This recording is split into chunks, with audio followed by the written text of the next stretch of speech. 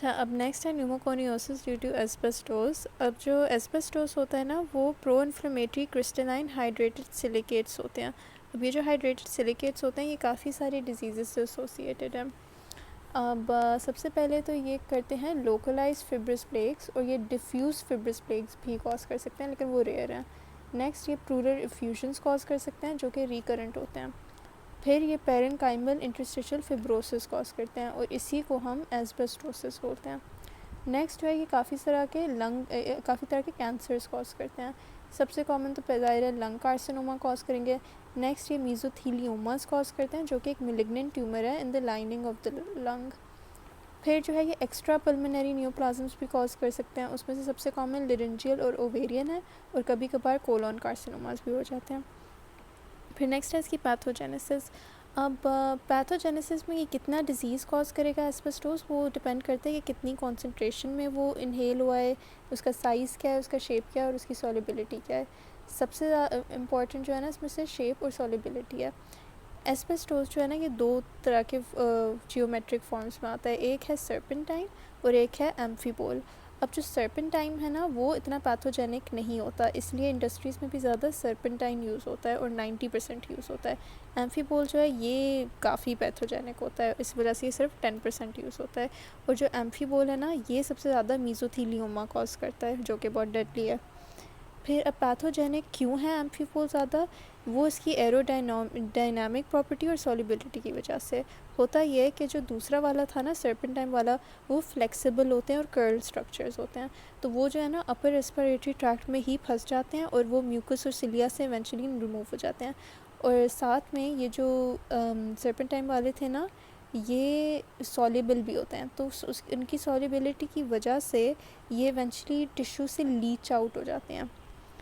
लेकिन जो दूसरे थे एम्फीबोल वाला, जो हमने कहा था ना कि ज़्यादा पैथोजेनिक है, वो स्ट्रेट होते हैं और बहुत स्टिफ होते हैं। इस वजह से ना वो अपने आप को एयर स्ट्रीम में बिल्कुल मतलब अलाइन कर देते हैं, और वो अलाइन होके ना बहुत डीप लंग्स में भी बहुत डीप जाते हैं, और इवेंचुअली वो एपिथेलियल सेल से भी पेनिट्रेट होके इंटरस्टिशियम में पहुंच जाते हैं।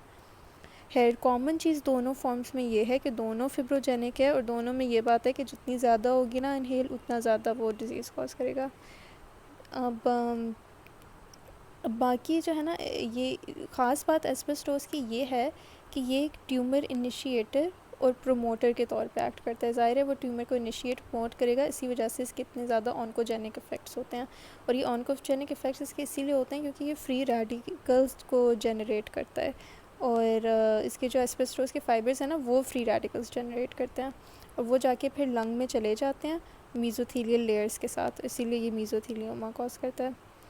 अब ये कह रहे हैं कि अगर कोई पेशेंट है जो उसकी एस्बेस्टोस से एक्सपोजर है, और साथ में उस टोबैको स्मोक भी करता है, तो उसका बहुत हाई चांस होता है कि उसको लंग कैंसर हो जाए, क्योंकि स्मोकिंग जो है ना, वो इन्हांस करती है उसकी एस्बेस्टोस के डेडली फंक्शंस को, क्योंकि वो हमने कहा था ना कि कुछ एस्बेस्टोस जो है वो म्यूकस और सिलिया से निकल जाता है, तो स्मोकिंग तो उस चीज़ को, म्यूकस और सिलिया को ही डिस्ट्रॉय कर रही है। इस वजह से स्मोकिंग का एक बहुत हार्मफुल इफ़ेक्ट होता है।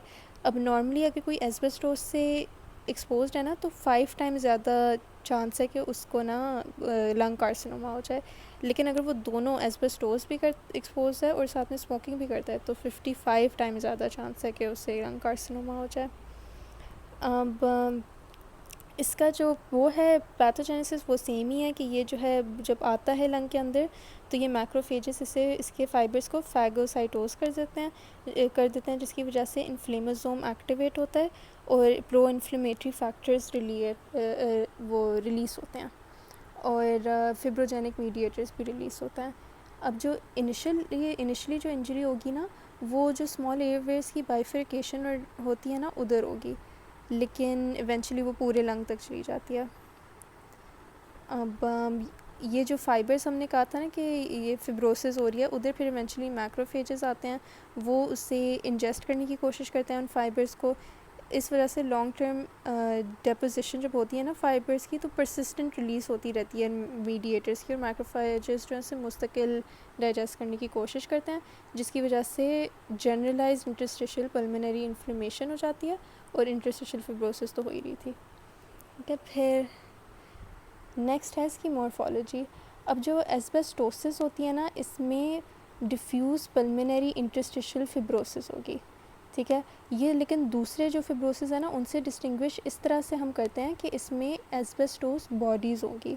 अब एस्बेस्टोस बॉडीज़ जो होती हैं ये गोल्डन ब्राउन कलर की होंगी, शेप इसकी फ्यूजीफॉर्म या फिर बीडेड रॉड्स की तरह होगी, और इनका जो बिल्कुल बीच वाला पार्ट होगा ना वो ट्रांसलूसेंट होगा, और उसके अंदर एक एस्बेस्टोस के फाइबर्स पड़े हुए होंगे उस ट्रांसलूसेंट सेंटर में, और वो जो एस्बेस्टोस फाइबर्स थे ना वो कोटेड होगा आयरन कंटेनिंग प्रोटीनेशियस मटेरियल के साथ, ठीक है।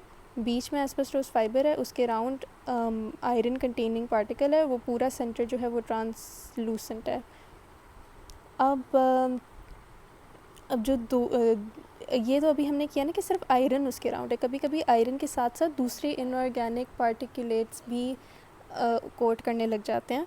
इस वजह से फिर अगर वो आयरन के साथ दूसरे भी इनऑर्गेनिक पार्टिकुलेट्स कोट करें तो हम बोलते हैं वो फेरोजीनस बॉडीज़ हैं, ठीक है। तो एक होगी एस्बेस्टोस बॉडीज़, एक होगी फेरोजीनस बॉडीज़। अब एस्बेस्टोस ये शुरू में तो सिर्फ फिब्रोसिस हो रही होती है रेस्पिरेटरी ब्रोंक्यूल्स और डक्ट्स के साथ साथ, फिर इवेंचुअली वो इतना एक्सटेंड करता है कि वो सैक्स और एल्वियोलाई तक पहुंच जाता है। फिर ये क्योंकि फिब्रोसिस हो रही है तो फिर पूरा आर्किटेक्चर जो है उसका वो भी डिस्टॉर्ट होगा, जिसकी वजह से जो एयर स्पेसेस होंगी ना वो एक हनी कोम अपीयरेंस बनाएंगी। अब ये जो हमने किया था ना सिलिकोसिस में और कोल वर्कर वाला न्यूमोकोनियोसिस में अपर लोब्स सबसे पहले इफ़ेक्ट होते हैं, इसमें उल्टा होता है, लोअर लोब्स इफ़ेक्ट होते हैं और सब प्लूरली इफ़ेक्ट होता है। अब जो नेक्स्ट बात ये है कि प्लूरल प्लेग्स भी होंगे इसमें। अब ये जो प्लेग्स होंगे ना ये वेल सर्कमस्क्राइब्ड होंगे और ये डेंस कोलेजन के बने हुए होंगे और साथ में ये थोड़े से कैल्सिफाइड भी होंगे।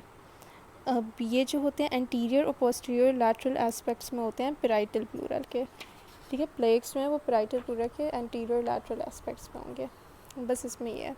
अब नेक्स्ट है इसका क्लिनिकल कोर्स।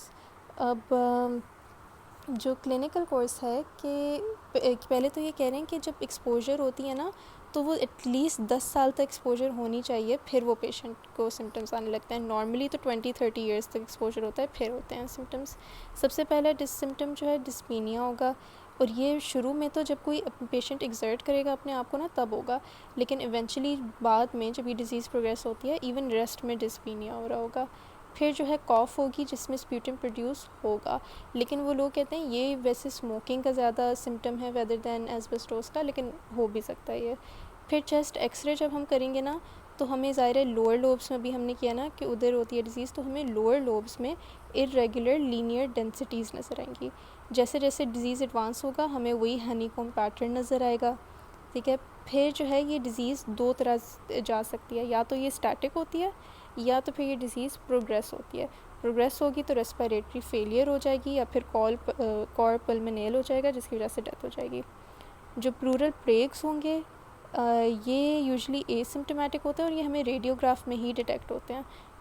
फिर जो एस्बेस्टोस है ना वो कॉम्प्लिकेटेड तब होता है जब लंग या फिर प्लूरल कैंसर हो जाए। अगर एस्बेस्टोस में कैंसर हो किसी भी तरह के तो फिर इसके बाद डेडली प्रोग्नोसिस होती है।